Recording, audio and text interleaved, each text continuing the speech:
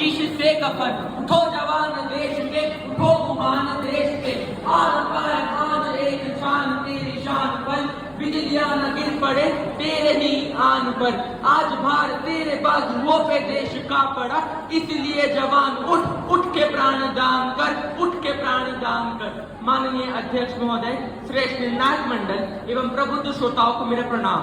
आज मैं यहाँ भारत सरकार की महत्वाकांक्षी अग्निवीर योजना समाज एवं देश हित में है, इस विषय के पक्ष में अपने विचार प्रस्तुत करने उपस्थित हुआ हूँ।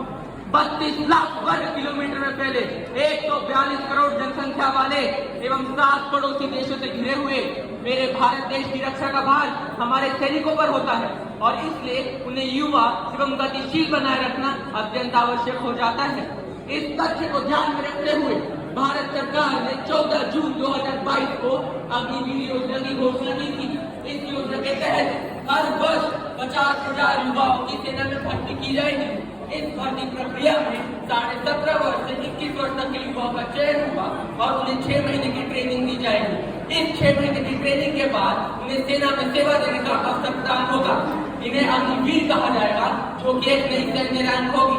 अध्यक्ष महोदय, भारतीय सेना 14 लाख सैनिकों के साथ विश्व की दूसरी सबसे बड़ी सेना है, परंतु आश्चर्य की बात तो यह है, सबसे युवा देश होने के बाद और सबसे बड़ी सेना होने के बाद भी भारतीय सेना सबसे कम युवा है। भारतीय सेना में एक सैनिक की औसत आयु 32 वर्ष है। कारगिल युद्ध के बाद बनी सुब्रमण्यम कमेटी का यह कहना था कि यह औसत आयु कम होनी चाहिए।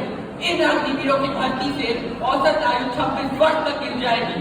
अध्यक्ष महोदय, हर वर्ष युवा का चयन होगा और पुराने बैच में से 25% युवाओं को परमानेंटली नौकरी में रख लिया जाएगा, ताकि युवा सैनिक और अनुभवी सैनिकों का संतुलन बना रहे। शेष 75% सैनिक को रिटायर कर दिया जाएगा। मेरे विपक्षी साथियों का संदेह यही है कि सैनिक बेरोजगार हो जाएंगे, तो मैं उन्हें बताना चाहता हूँ, नौकरी के साथ साथ इन्हें 12वीं की पढ़ाई भी करवाई जाएगी और नियोग, इग्नू एवं स्किल इंडिया जैसे संस्थानों से विभिन्न प्रकार के कोर्सेज भी करवाए जाएंगे। अध्यक्ष महोदय, जहाँ 25 से 30 वर्ष का युवा अपने भविष्य के लिए संघर्ष कर रहा होता है और मानसिक तनाव से ग्रस्त होता है, वहाँ 25 वर्ष का अग्निवीर एक हाथ में सेना में सेवा का प्रमाण पत्र लिए और दूसरे हाथ में वेतन तथा 12 लाख रुपयों की सेवा सुरक्षा निधि लिए आत्मविश्वास से खड़ा होगा, क्योंकि उसे भी पता है चाहे निजी और या सरकार नौकरी प्राथमिकता उसे ही दी जाएगी और वो बेरोजगार नहीं रहेगा। मैं अपने विपक्षी साथियों को बताना चाहता हूँ, विश्व में इजराइल, दक्षिण कोरिया जैसे 16 ऐसे देश हैं जहाँ पर सेना में सेवा देना अनिवार्य है।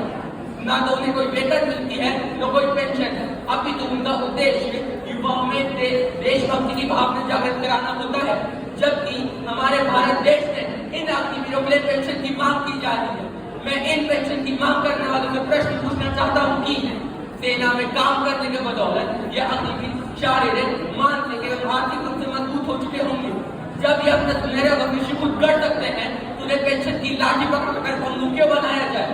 अध्यक्ष महोदय, भारत सरकार ने वर्ष 2020 से 21 में रक्षा विभाग के लिए 4,85,000 करोड़ रुपए खर्च किए थे, जिसमें 1,64,000 करोड़ तो सिर्फ सैनिकों की सैलरी और पेंशन में ही खर्च हो गए थे। मैं आप सबसे प्रश्न पूछना चाहता हूँ, जरूरी क्या है ये 25 वर्ष के अग्निवीर जो आत्मविश्वास से खड़े हैं उनको पेंशन देना, या फिर इन पैसों से सेना के लिए आधुनिक हथियार खरीदना और सेना का आधुनिकीकरण करना, जिससे हमारे सैनिक जो सरहद पर खड़े होकर लड़ते हैं वो कभी पुराने हथियारों के कारण या हथियारों की कमी के कारण शहीद ना हो।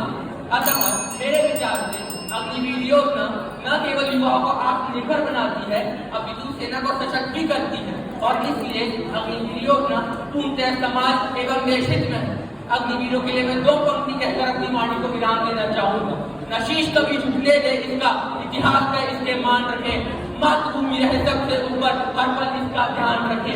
एकता का प्रण लेकर न भारत का निर्माण करे, रहे तिरंगा सबसे ऊंचा, मिलकर ऐसा काम करे, रहे तिरंगा सबसे ऊंचा, मिलकर ऐसा काम करे। जय हिंद, जय भारत।